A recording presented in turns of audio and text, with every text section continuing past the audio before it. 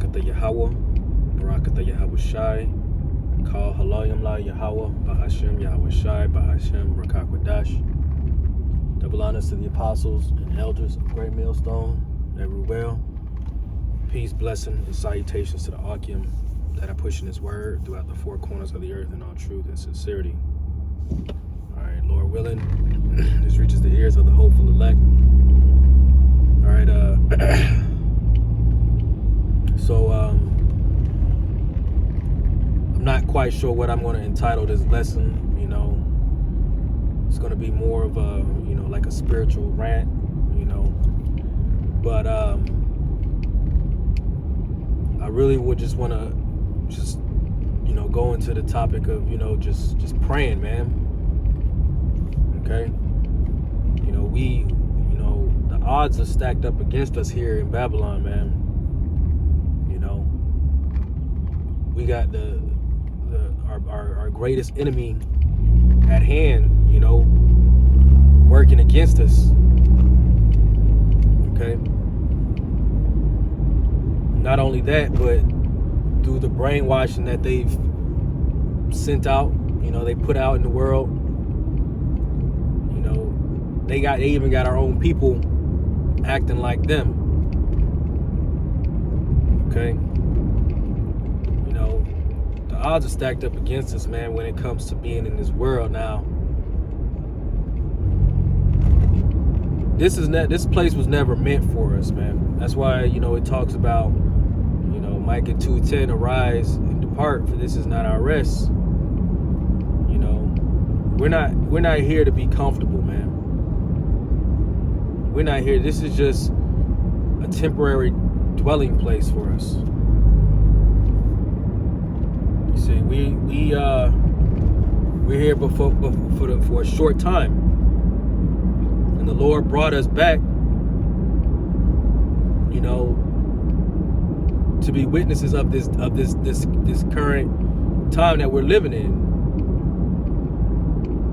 He only brought us back because he assigned us a duty, man. We all have our positions and our ranks within the ministry. Okay, we're to be soldiers for the Lord, soldiers for Yahweh Shem Yahweh Shai, man, and we're going to fight to the death for the Lord. Okay, but I say all that to say is because we have enemies, man. We have enemies that are known and enemies that are unknown. We got enemies that are seen and enemies that are unseen. Enemies physically and enemies spiritually. We're surrounded by them, man. That's why we need the Lord. That's why he gave us his name, where we can call upon him. The scriptures talk about, was that Proverbs 18 and 10? His name is a strong tower. And when you look at it in a sense of a watchtower, you climb up to the top, and nobody can get to you. So you have an advantage. You have an advantage above your enemies.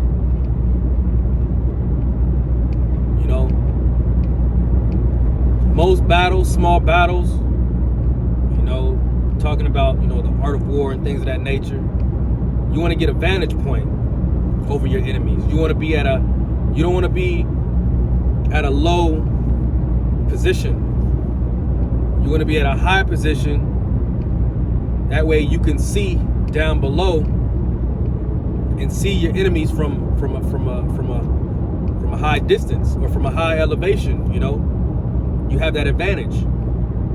Now, when we call upon Yahweh Shem Yahweh Shai, man, we have that vantage point.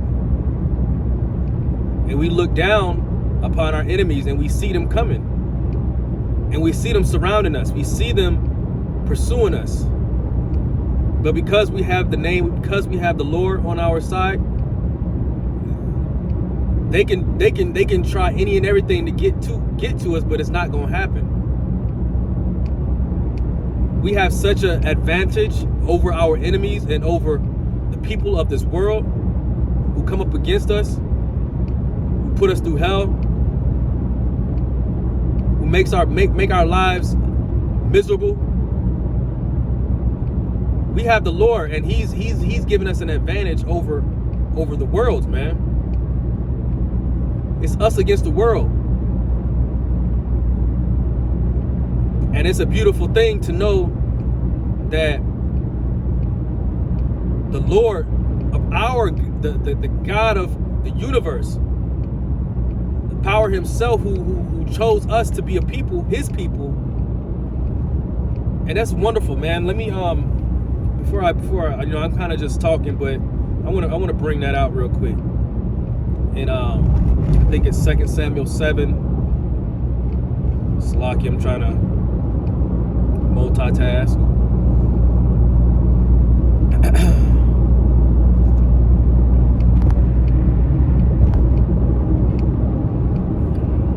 Okay, bear with me, I'm getting there.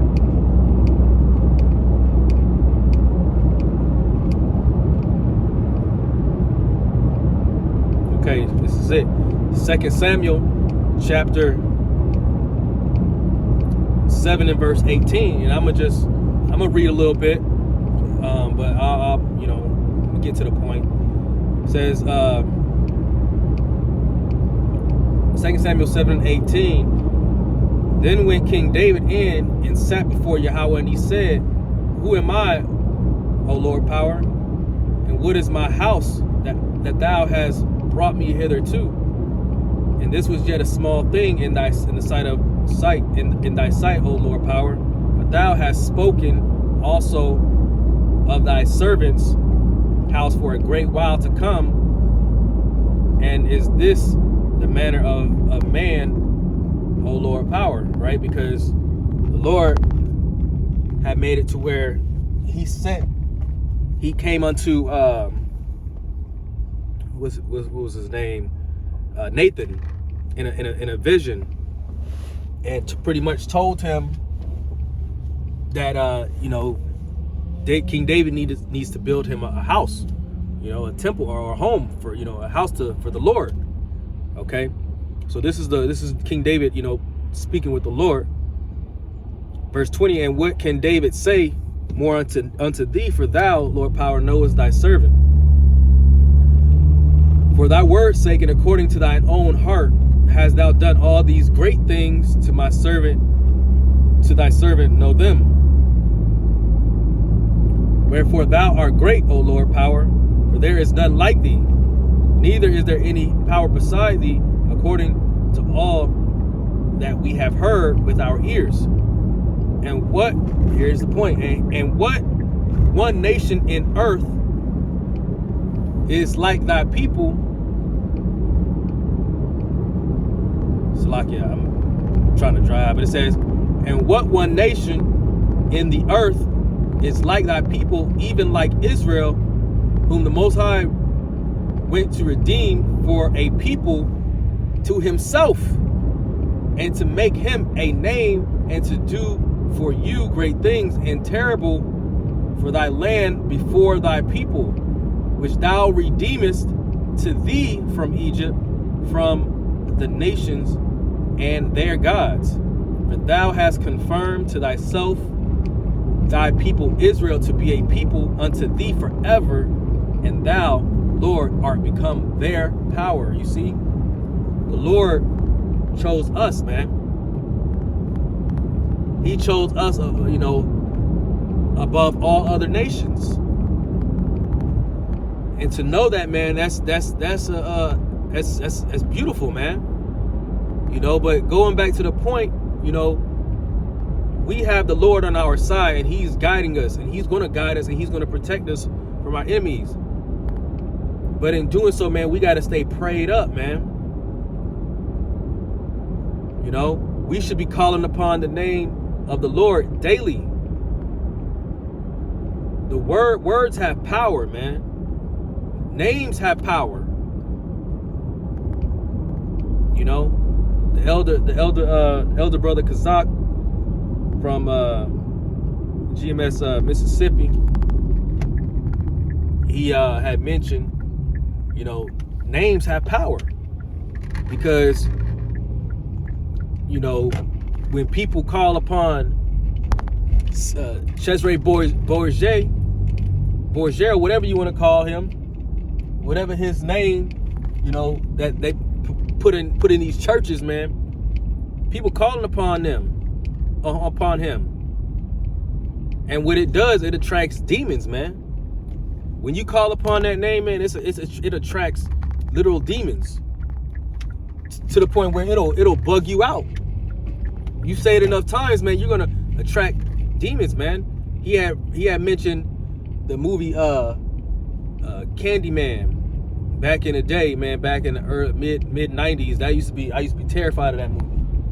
But I always knew through you know, my spirit just never sat well with me. I would have friends who would try to do the challenge and go into the bathroom and say the name however many times.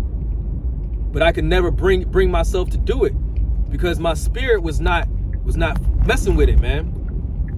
Because it'll and then what happens when you call, supposedly, you know, in the movie at least, you call upon his name 3 times, all right, he comes up and he slaughters you from behind, man.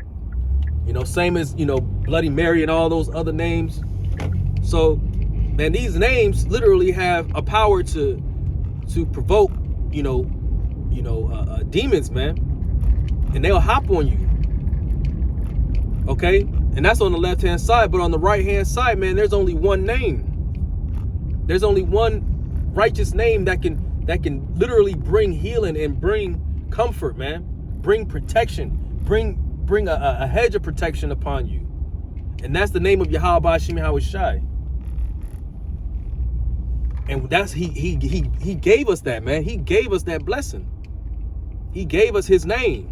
The world don't know who the Lord is. You say Yahweh Ba'ashim Yahweh Shai to a random person, they'll think you speaking mumbo jumbo. They don't know. They don't know the name of the Lord, man. You know, but it's a gift, man. He gifted us his name, man, because he knew that in these last days, man, we're going to need to be able to call on him to help us to get through this, man, because this walk ain't gonna be easy.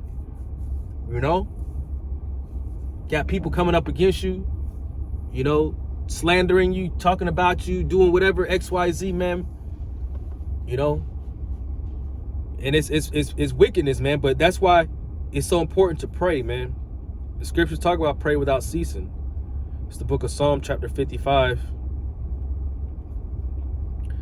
Psalm chapter 55 and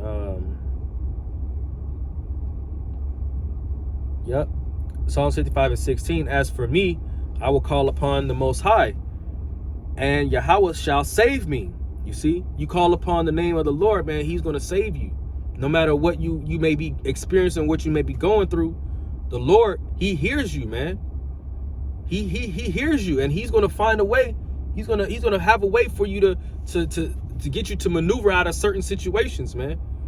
You know, you may be on the cusp of possibly losing your home or losing your job, you know, or whatever the case may be. But the Lord may find a loophole for you to you know, get around that and set you up, you know, respectfully, you know, set you up nice, you know, to where you was so worried about what could possibly happen that the Lord in the flesh, of course, you know, our flesh always tends to, we war with our flesh daily, you know, and the flesh always tries to combat the spirit, you know, but, you know, the Lord is going to find a way, man, for you to maneuver around certain, you know, certain things, right?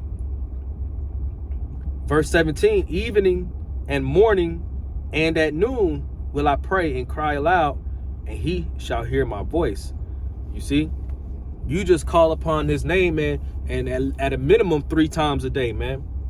You know, and you know, I speak to myself first and foremost, you know, but hey, man, we got to be sending up prayers, even if it's just to say the water Yahweh Shem Yahushai for just, giving us the name, man, giving us this faith, because it's all a gift. And the fact that he's still dealing with us, we should be thankful for that. We should even be thankful for the chastening that he puts us through. Okay, because that's a sign as for him dealing with us, man. Okay. I want to get that too, because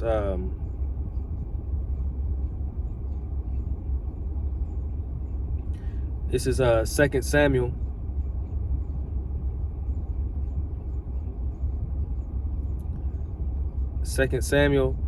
Chapter 7 and verse 14. I will be his father, and he shall be my son. If he commit iniquity, I will chasten him with the rod of men and with the stripes of the children of men. But my mercy shall not depart away from him, as I took it from Saul, whom I put away before thee. You see? So he'll chasten us. He'll put us through certain situations, as a form of punishment. But it says his mercy shall not depart away. You see?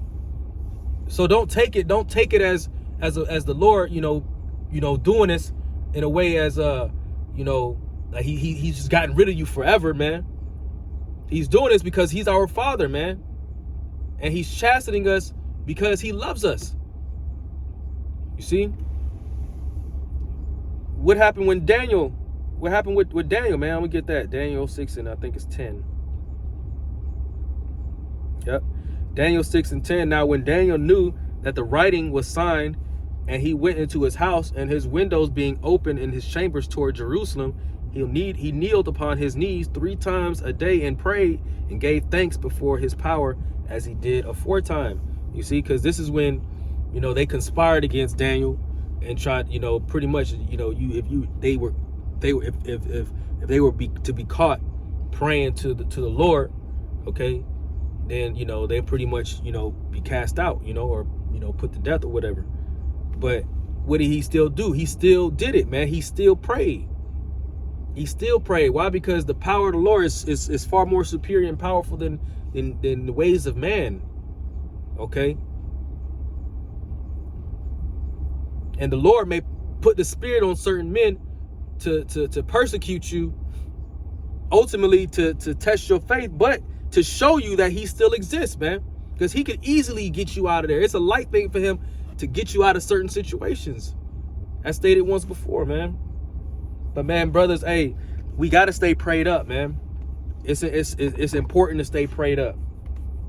You see, just having that fellowship, just having that that time with the Lord, man. It's like a literal. You feel like a sense of like a something flowing through you, man. When you specifically devote time, to the Lord, and you sending up prayers, okay, and you close your eyes, man, you get goosebumps, man. I know I speak for myself personally. I get this like chills over my body, man. And that's how the Lord is. He hears you, man, and he's sending that confirmation. Okay. But it's important, man. He's that hedge. He's that strong tower. We have that advantage over our enemies, man. So hey, we gotta take it as an advantage. Take that as that it's beneficial to us. And you gotta remember that, man. Having the Lord on our side is beneficial for us, man. You see? So that was pretty much the point. I just it's kind of a spiritual rant, but the spirit was on me to touch base on prayer. Okay, but hey, Lord willing, this lesson was edifying. And in closing, I want to give honor, praise, and glory to Yahweh, Bahashem Yahweh Shai, Bahashem Rakak Wadash. And until next time, Shalom.